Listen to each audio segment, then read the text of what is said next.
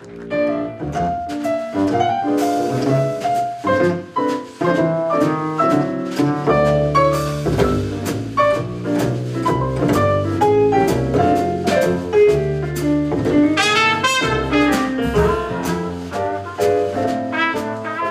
we are on the 6th Concorde Classics Car Show.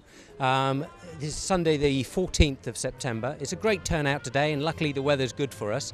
And we've got the Mayor of Eastleigh here with us today, Tony Noyce, who's come to officially open the show. It's just over 10 o'clock, so hopefully we'll stay with a great day. So Tony, thank you very much for coming along. It's my pleasure to come along on, this lovely day, and it's good to see, so many people that come here. That come here with their cars, and it's a great fundraising thing, and I hope you do raise a lot of money for Naomi House. Yes, I mean the show, as we've had for the last 6 years, has been raising money for Naomi House Children's Hospice. I've got Sarah here from Naomi House, so Sarah's part of the organising committee as well. Sarah, how successful has this been? Absolutely fantastic. It brings the community together, and we couldn't do it without the support of volunteers, people like Rob, Sporting Bears, and of course the Concorde Club, who very generously give the venue for the day. So it's a fantastic turnout for everyone. Last year raised just over £9,000, so this year we'd like it to make the £10,000. That would be our dream, and it would mean the world to the families and children that we support at Naomi House. So that's what we're aiming for. Yes, so we basically, like I said, it's the 6th year, and we've so far raised just under £30,000 for Naomi House in the last 6 years.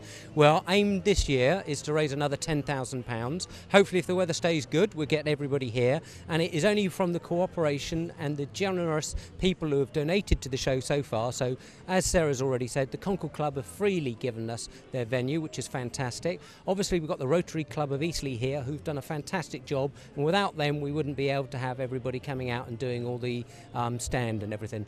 And so what I'll get you to do, Tony, is just say officially that the show is now open. I officially open this lovely show. Thank you.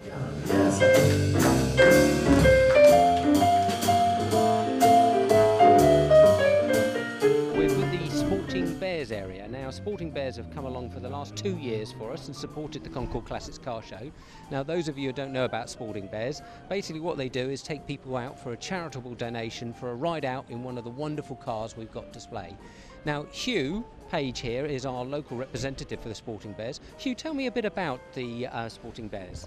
Well, as the Sporting Bears, we're a 25-year-old club now, been doing this quite a long time.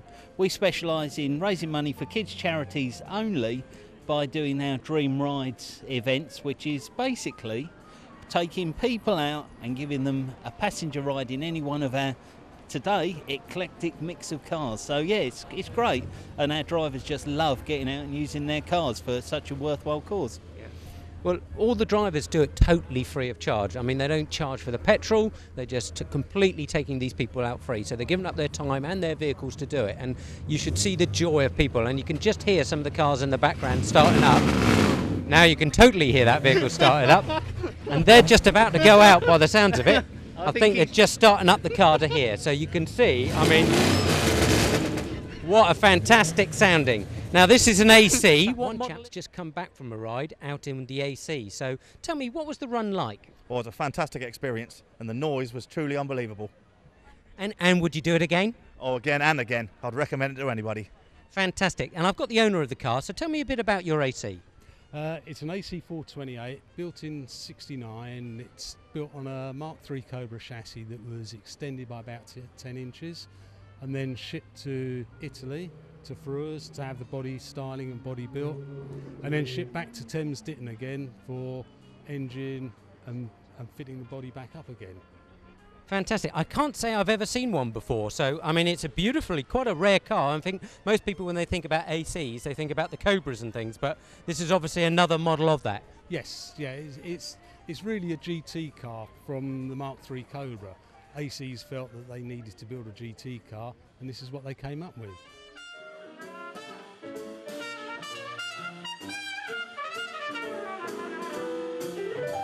Clive, can you tell me a little bit about your wonderful car? 1961 it was made. It was actually ordered from the motor show in September, October of 1960, which was the first year that Maranello concessionaire set up. and their garage was at English Ford in Poole. So the first Ferraris were imported through there. The first buyer was a gentleman called Bill Knott. He built caravans, Bluebird caravans in Poole. Wealthy guy. And I say he ordered it from the motor show, decided to go to Ferrari to collect it brand new, and of course drove it back to the UK. It broke down in Switzerland on the way back. So Ferrari had to transport it back to the factory, fix whatever was wrong with it, and then flew it on one of those great big propeller-driven aircraft over to the UK and delivered it to him. Over its life, one particular owner, it's only had about 5 owners, one particular owner had some work done on the car, then put it in the underground car park in London and promptly disappeared. He was a deep-sea diver, American, and for 12 years the car sat in an underground car park in London, covered in mattresses and detritus that you find. All the tyres were flat, and the council finally, in the end, found a Ferrari dealership to sell it to raise the money to pay for the 12 years of car park. It was advertised by legal people and couldn't find the owner anywhere. He totally disappeared off the planet, where perhaps he didn't tell his wife that he bought it or something. I don't know, he was gone. All they did was wash it, clean the car, change the oil, checked it, and it started again after 12 years of doing nothing. I bought it, I was working overseas, and I bought it overseas, actually in Hong Kong, where the car was. I now live 100 yards from where it was first supplied in 1961, and live about a quarter of a mile from where Bill Knott used to live, because he was in a palace and I'm in a small house. So I've had the car for 13 years. It's not had any major work on the bodywork as far as I'm concerned. We've done an engine rebuild on it because it was old as opposed to lots of miles. It still does 110, 120 miles an hour, but there's no seat belts. The suspension is kind of a little bit old. It does tend to wander on the road. It wants to go in different directions. So you have to do that very early in the morning when there's no policeman about and no traffic. It's the only car my son has actually said, "Dad, do you mind if I get out because it's going too bloody fast and dangerous, no seatbelts." But it's a lovely old car. Wonderful. I mean, it is a beauty to have. We've got a fantastic selection of cars in the Ferrari area, from 1961 right up to the brand new 458s and a lovely F40 as well. So if you want to see some of the fantastic cars we've got displayed in the Ferrari and Lamborghini area, pop yourselves along here and see what you can have a look. Thank you.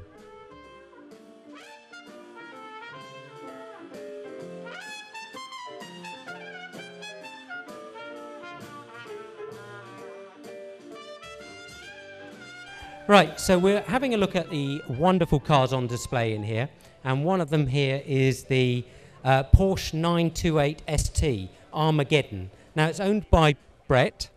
So, Brett, tell me a bit about your car. If you just step forward a little bit. Yeah, well, normally it's 350 horsepower, but I've got a Wizards of NOS 2,000 horsepower nitrous system on it.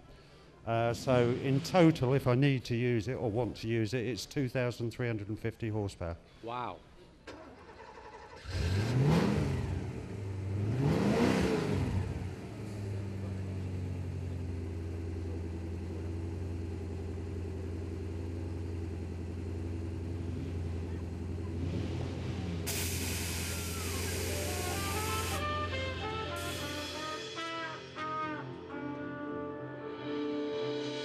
Okay, we're back in the main arena with all the cars again, and I'm in front of this fantastic Mustang.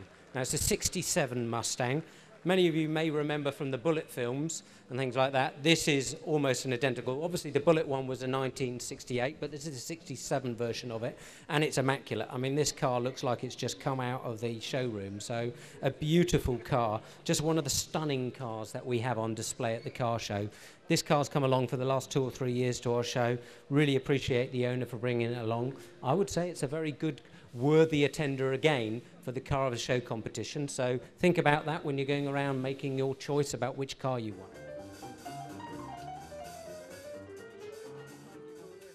Having a look around all the wonderful cars, and I'm sure when you're looking around, there's just one that you will. I mean, it's easy to see. It's a VW Beetle bit like a bug. It's a Barger Beetle, I think, looking at what it says on the car. Barham. Yeah. Okay. And Spanish pronunciation. okay, Spanish. It's owned by Fiona. Now, Fiona's done many trips in this vehicle, written books, done a DVD all about it. So, Fiona, apparently you did a long trip in 2009? Yeah, I drove this car from the UK to Singapore. So down through Europe, across the Middle East, over the Himalayas, down through Southeast Asia, all the way to Singapore. And your book, Beetle Drive, is that giving a sort of story all about that? Yeah, it's all about that trip with a bit of background on some of the other trips I've done as well. The first one I did was back in 2007 when I drove another Beetle, which I bought for £99 from the UK to Gambia, Northwest Africa. Gosh. Then I hired a Fiat Panda and followed the Mille Miglia race around Italy. Then I drove a Nissan Micra from the UK to Mongolia. And then I wanted to go a bit further, so I bought this car and drove it to Singapore. Gosh. Okay, I can't even imagine trying to do that. So how do you fund that then? Credit cards, debts, overdrafts. Perhaps we should be having a Concorde Classics show to raise money for Fiona, I think, for her other trips. So in next year, I believe 2015, you've got another trip planned. Yeah, September next year I'm planning to drive from Alaska to Argentina in the same car. Will that be this one? Yes. Wow, okay.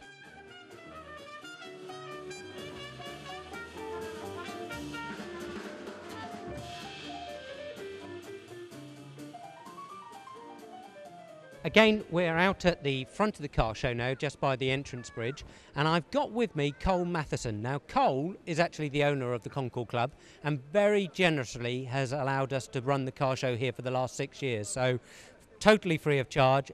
Him and Lynn, who work here, have done a fantastic job supporting us, so we'd just like to say thank you ever so much, Cole, for looking after us. Well, it's been a pleasure to be involved in such a, worthwhile event, and wonderful to see these cars.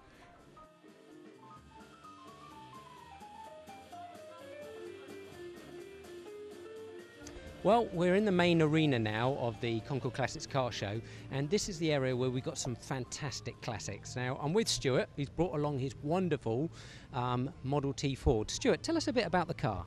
Yep, this is a 1927 Ford Model T, a whole 20 horsepower when it was built. It's probably lost a few horses since then, and it's stopping by appointment. In other words, if you want to slow down, you book an appointment because it has hardly any brakes at all. So, Stuart, you've come all the way from Reading. I'm guessing you haven't driven it all the way from Reading. I have to put my hand up there. This time I actually trailered it down because it was just a bit too far, the 50 miles, and trying to stop. So, yes, we are only about 6 miles away, where we parked up the trailer and then drove it here this morning. So what is the top speed of this car? On a good day, head down, maybe 40 miles an hour.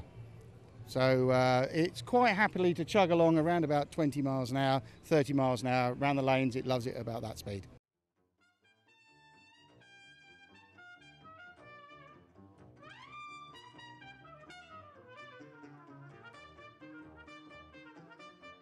Okay then, the time is upon us. The car of the show competition. Right, we have the winner. I'm going to announce who came first, and who came second. I'm afraid there's no third or second prize, but just still, so you know where you came. Right, the car who came third was number 40, which was the Buick LeSabre car. Okay, Kevin Redding, that was. He came third. So a round of applause for Kevin.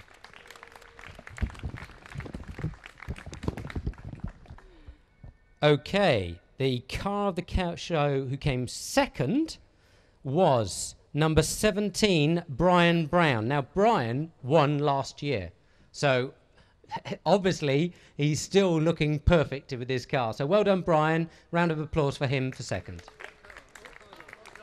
Sorry, the car for that one was a MG TF 1500. So you would have seen it was a nice, lovely brown one. Beautiful, immaculate car. So, right.